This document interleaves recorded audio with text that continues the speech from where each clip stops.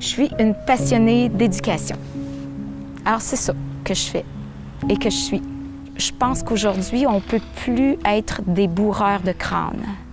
On doit être des acteurs de premier plan dans toutes nos interventions personnelles, sociales et communautaires. Ça, on ne l'apprend pas dans des livres en faisant des exercices.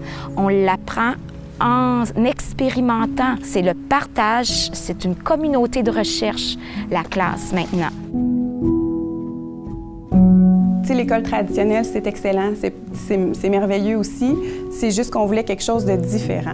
Dans une école alternative, on suit un peu plus davantage le rythme de l'enfant. C'est beaucoup plus d'apprentissage par projet. Dans l'école alternative, il n'y a pas de notes, c'est plus qualitatif, les bulletins, que quantitatif. Donc pour moi, c'est important de sentir que tout le monde a ses propres défis sans nécessairement se comparer les uns aux autres. La plus grande innovation de l'école alternative, c'est que c'est l'élève qui est vraiment au cœur de l'école.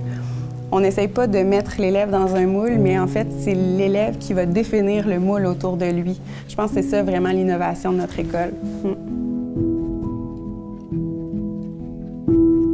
L'innovation sociale, principalement, ça va porter davantage sur justement le sortir de soi pour regarder que coudonc, je vis avec plein d'autres autour de moi. Ces gens-là ont des besoins comme moi.